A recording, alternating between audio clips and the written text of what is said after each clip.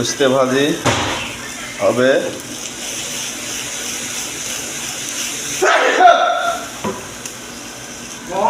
উস্তে ভাজি যারা করবেন এভাবে উস্তে ভাজি করবেন। প্রথমে টমেটো, পেঁয়াজ, মরিচ এগুলো ভাজি করে নেবেন। আর এখানে আছে উস্তে কিছুটা কেটে সিদ্ধ করা আছে, হালকা সিদ্ধ করা উস্তে ভাজি করলে অনেক সুন্দর লাগে। যেমন আমি এখন উস্তেটা দিয়ে দেবো এর ভিতরে। এই উস্তেটা দিয়ে দিলাম।